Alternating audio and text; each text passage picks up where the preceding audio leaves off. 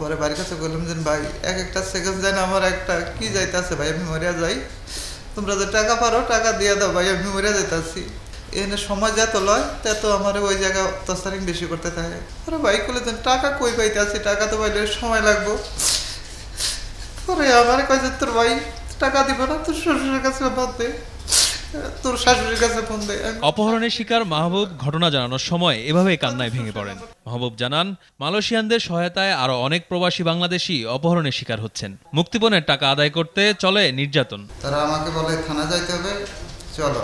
তা আমি তাদের লোকে চললাম, দেখেছেন নিচে নেমে দেখেছেন আরও 4 জন বাঙালি আছে, তারা আমাকে একটা গাড়িতে উড়ে নেয়।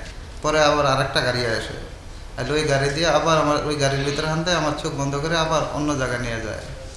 নিয়ে তারপর ওই জায়গায় বলে যে 10 লাখ টাকা দিতে হবে। টাকা সংগ্রহ করতে না পেরে মাহবুবের ভাই দিশারা হয়ে র্যাবের সহায়তা চাইলে অভিযানে নামে র্যাব। গ্রেপ্তার করা হয় চক্রের 3 সদস্যকে। ওইখানে কিন্তু প্রায় এরকম ঘটনা সংঘটিত হচ্ছে।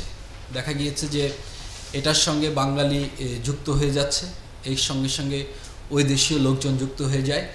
এবং অনেক ক্ষেত্রেই আরেকটি বিষয় হচ্ছে যে এই টাকাগুলি এরা বাংলাদেশের থেকেই প্রেরণ করতে বলে এদের নিকট আত্মীয়স্বজনের কাছে। মালয়েশিয়ান পুলিশের সহায়তায় গেল 1 ডিসেম্বর মালয়েশিয়ার পাহাং জেলার কুন্তাং এলাকার এক জঙ্গল থেকে উদ্ধার করা হয় মাহবুবকে। ওইখানে যারা ইতিমধ্যে বিভিন্ন সময় এই মুক্তিপণের জন্য টাকা প্রদান করেছে বাংলাদেশে, তাদের ব্যাপারে আমরা খোঁজ খবর নিব যে তারা কোনভাবে কারা কারা জড়িত ছিল। র্যাব জানিয়েছে এমন বেশ কয়েকটি চক্র রয়েছে, তাদেরকে গ্রেপ্তারের চেষ্টা চলছে।